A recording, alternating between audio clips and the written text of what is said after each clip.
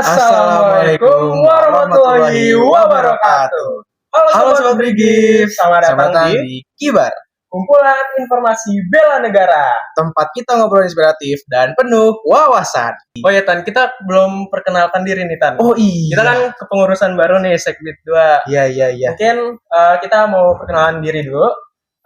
Saya Yoskia Umarojahan, selaku koordinator Sekbid 2 dan saya Sultan Ardi Prasetyo, anggota Sekbid 2.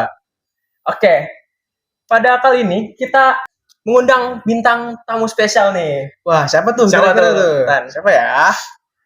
Yang pastinya, pokoknya beliau ini sangat spesial nih. Spesial. Pokoknya bener-bener langsung aja kali suka anak-anak ya. Ya, langsung aja kali ya.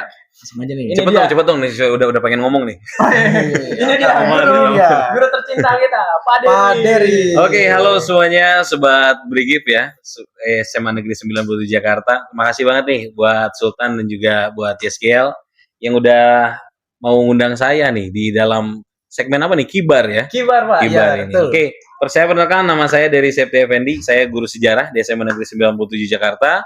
Saya juga kebetulan menjadi pembina Paskibra dan juga pembina MPK OSIS gitu ya. Seneng banget nih, ini luar biasa nih. Saya padahal jadwal syuting padat banget nih, tapi karena memang yang ngundang mereka berdua, ini saya usahain lah. Pokoknya mau saya ada di Australia, mau di mana saya datang usahain. Kita sangat beruntung banget punya guru seperti Pak Dery ini. Ya. Jadi ini kalian jangan bikin saya deg-degan nih ya. Waduh, kenapa? Saya deg-degan loh nih. Saya nggak belajar nih, saya nggak belajar. Siap. Gimana Pak Dery, sehat Pak? Alhamdulillah sehat banget ini. Gak kelihatan nih, bugar banget luar biasa. Kalian juga pasti semuanya sehat kan? Semakin gagah saya lihat. Bapak lancar Pak puasanya Pak?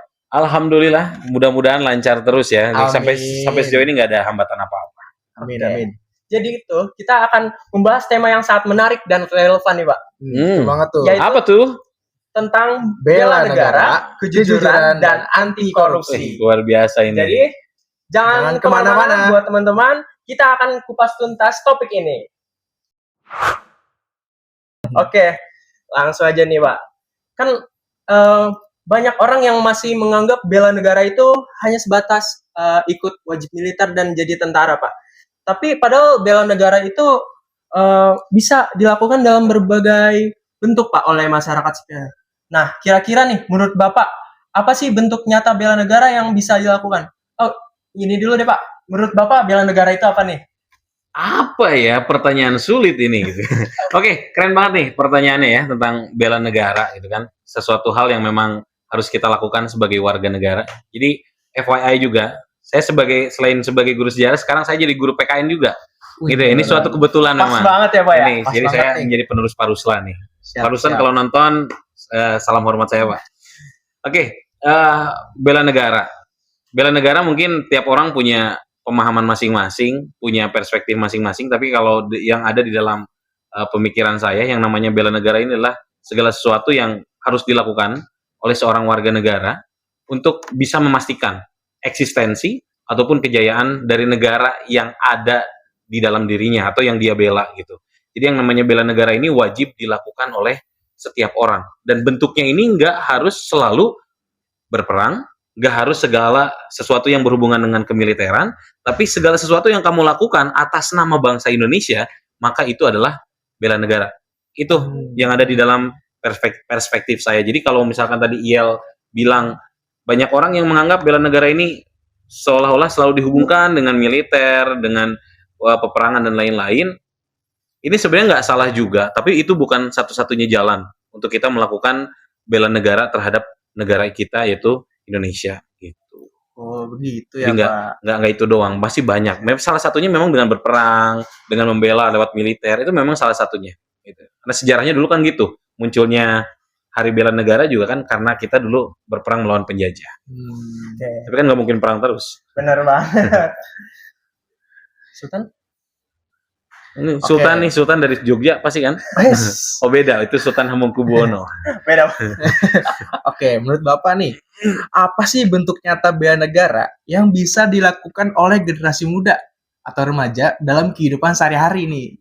Oke, nih saya sebelum saya jawab, saya mau nanya dulu nih. kan tadi saya udah ngasih tahu nih perspektif saya soal bela negara ini apa. Ini kalau menurut kalian, Hmm. apa aja sih yang bisa kalian apa namanya kategorikan sebagai aktivitas yang menurut kalian ini bela negara nih? Kalau menurut kalian nih, Gimana ya, Tan? sebutin contohnya aja deh. Misalnya menurut kalian ini tuh bela negara sih Pak gitu. Oke, kalau menurut saya sih kita bisa ikut organisasi gitu, Pak. Oke, Di sekolah atau mungkin di dekat rumah dan di tempat-tempat yang lainnya. oke. Yang organisasi yang sekarang kalian tekuni sekarang kan MPKOS itu salah satu wujud bela negara gitu. Oh, Jadi sebelum kamu bertanya sebenarnya soal apa pendapat saya, kamu sebenarnya udah tahu gitu kan. Kamu ikut MPK OSIS ini, kemudian menjalankan program Kibar ini adalah salah satu wujud dari bela negara. Nah, sekarang Kiel nih, coba Kiel. Ini saya jadi hostnya ya. Saya akan ambil alih podcast Malah ini. ditanya dulu. Kalau misalnya nih Pak, kita bernyanyi Indonesia Raya gitu Pak, Oke. itu termasuk salah satu wujud bela negara nggak sih Pak? Nah, ini adalah menjawab pertanyaan dengan pertanyaan. Oke, itu salah satu bentuk ya wujud bela negara karena salah satu apa namanya hal yang paling mudah yang bisa kita lakukan ya menjaga keberlangsungan dari negara itu, salah satunya dengan menyanyikan lagu kebangsaan Indonesia Raya. Itu kan tiap hari kita nyanyikan kan. Padahal Itu adalah nyanyi doang, ya, salah satu hal yang sederhana. Meskipun itu hanya bernyanyi, tapi secara tidak langsung karena kalian lakukan itu setiap hari, lama-kelamaan itu kan akan menjadi sesuatu yang menginternalisasi ke dalam diri kalian dan itulah yang akan membuat kalian tuh makin cinta sama Indonesia. Oh, Kan biasanya kalau makin gitu. cinta sering diingat-ingat, sering disebut-sebut gitu kan. Benar banget. Oke. Ngomong-ngomong, kita akan membahas kasus korupsi. Jadi kasus korupsi ini yang terjadi baru-baru ini menunjukkan bahwa masih banyak. Emang ada korupsi di Indonesia? Waduh, Ada emang. kalau yang saya tahu Emang ya, ada? Pak ya, akhir-akhir ini di berita tuh banyak Pak kasus Banyak korupsi, ya? Pak. Iya, Iya, benar. Pak. Oh, kalian salah kali bukan di Indonesia. Aduh. Salah berarti ya? Negara apa ya Pak kira-kira, Pak? Apa coba contoh kasusnya? Negara Konoha. Ada emang. Kemarin sih ada Pak. Katanya sih dari PT yang Pertamina itu, Oke, Pak. banyak ya yang lagi rame banget. Benar. Saya cuma bercanda doang tadi. Oh, Biar iya, kaget iya, biar editornya nanti ada kerjaan gitu kan. Oke, banyak memang ya akhir-akhir ini dan kita sebenarnya sebagai bangsa Indonesia juga perlu menaruh perhatian lebih gitu. Meskipun tadi saya ketawa-ketawa ya ngedengar kalian tentang kasus korupsi itu, tapi sebenarnya dalam hati saya nangis gitu. Kenapa? Karena hal yang istilahnya bisa dianggap sebagai sesuatu yang bisa merusak dari bangsa kita ini justru akhir-akhir ini makin banyak nih beritanya gitu kan. Justru orang-orang yang kita anggap sebagai orang yang bisa membangun negara justru malah menjadi salah satu orang yang menyebabkan negara ini mengalami banyak sekali kerugian. Betul banget tuh, Nah, Pak. pertanyaan kalian adalah pendapat saya soal kasus-kasus korupsi tersebut. Iya, Iya, benar. Pak. Bener Nih, banget tuh, Pak. Ini susah nih. Saya bisa tahu ya. Saya emang jago, saya cenayang. Prediksinya hebat ya. Emang prediksinya. Jadi apa ya namanya? Korupsi ini memang sesuatu yang sudah lama ada di Indonesia dan mungkin kalau saya tidak terlalu kasar menyebutnya ini adalah salah satu kebudayaan kita yang sulit untuk dihilangkan. Mungkin kalian pernah mendengar kisah tentang bubarnya sebuah maskapai dagang namanya VOC tahun 1799. Iya, Pak. Ternyata menurut data yang dikeluarkan oleh pemerintah Hindia Belanda waktu itu, salah satu penyebabnya adalah korupsi. Waduh. VOC, perusahaan dagang yang begitu besar, cabangnya ada di mana-mana, membuat negara Indonesia makin waktu itu ya, membuat Belanda ini makin besar karena penghasilannya luar biasa dari VOC ini, bisa runtuh. Gara-gara apa? Gara-gara kasus korupsi. Pernah ada salah seorang, saya lupa namanya depannya itu, pokoknya Johan van Sterkenberg atau siapa, saya lupa. Dia di dalam data laporannya VOC, katanya dia ketika pergi ke Hindia Belanda, pergi ke Indonesia, dia cuma punya harta 10.000 gulden. Dan gajinya itu dia kurang lebih cuma 20.000 gulden, tapi ketika dia pulang dalam waktu 1 tahun, dia bisa punya sampai lebih dari 10 juta gulden.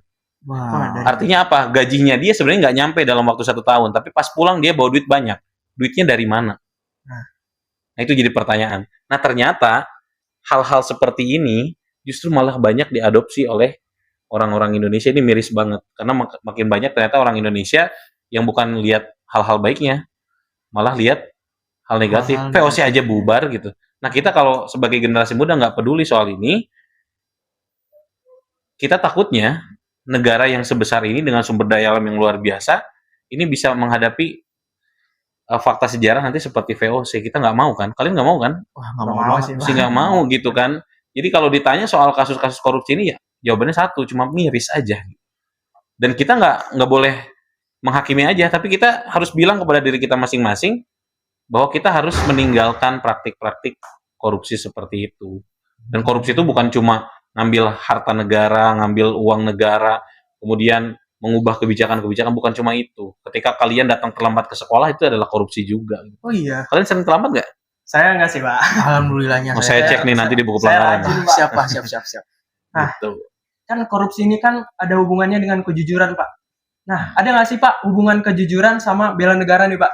Oh ya jelas, kejujuran ini adalah modal untuk kita bisa melakukan bela negara. Gimana kita mau membela negara kalau diri kita tuh gak jujur? Itu ya. Saya sering bicara kepada anak-anak didik saya, orang pintar di Indonesia tuh banyak. Tapi kita ini kekurangan orang-orang yang jujur.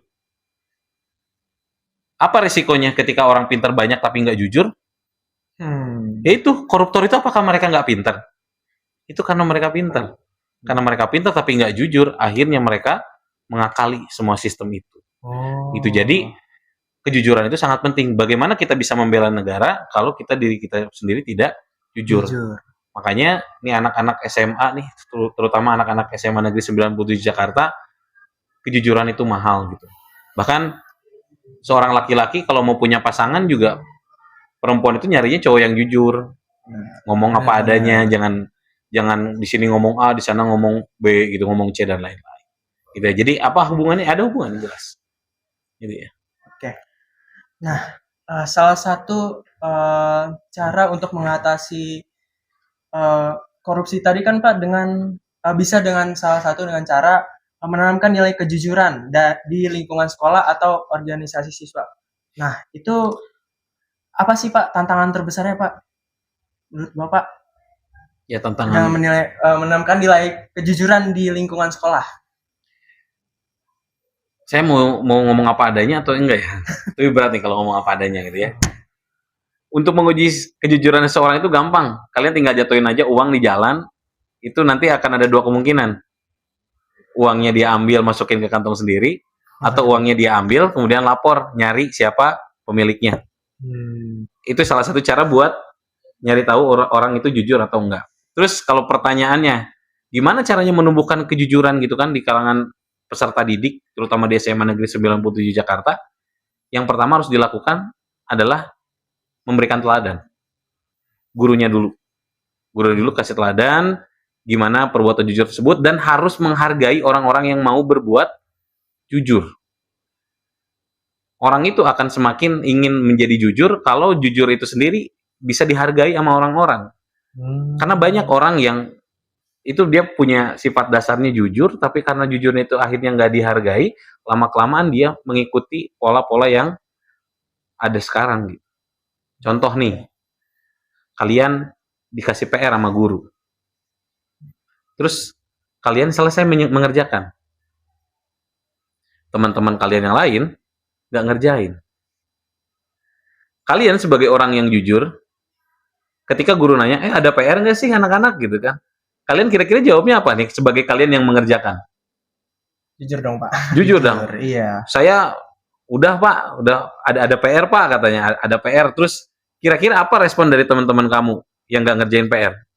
Wah, pasti kita bakal dijauhin ya. Iya. Soalnya kita jujur tapi dia jadi kena gitu Pak. Iya, teman-teman yang lain kan inginnya kamu bilang nggak ada PR gitu kan, karena mereka belum mengerjakan. Nah, kalau misalkan orang-orang yang jujur seperti ini dihargai, maka akan makin banyak orang yang bisa berbuat jujur. Tapi kalau misalkan orang-orang yang jujur seperti ini justru malah dibully sama teman-temannya karena dianggap lu nggak solid nih, gua kan semuanya belum selesai nih, lu malah ngumpulin sendiri, wow lu pengen dicap bagus sama guru nih, akhirnya kan lama kelamaan dia nggak nyaman, akhirnya orang yang jujur itu pun nanti akan terserap oleh lingkungannya.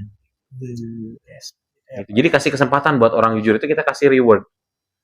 Jadi yang dikasih reward itu bukan mereka yang bisa jawab soal semuanya, bukan yang pintar doang semuanya gitu, tapi dia yang jujur, coba kita kasih penghargaan karena kita butuh orang-orang jujur gitu. Dan saya percaya sih dari raut muka kalian, dari sorot mata kalian. Nah, ini sebenarnya adalah orang-orang yang jujur. Jadi cewek-cewek 97 nih kalau nyari cewek kayak begini. Gitu ya. Abang ganteng Sultan. Ini pesan titipan sebenarnya. Waduh. Oke, jadi kita akan memasuki segmen mitos atau fakta. Gimana Tan? Instruksinya coba.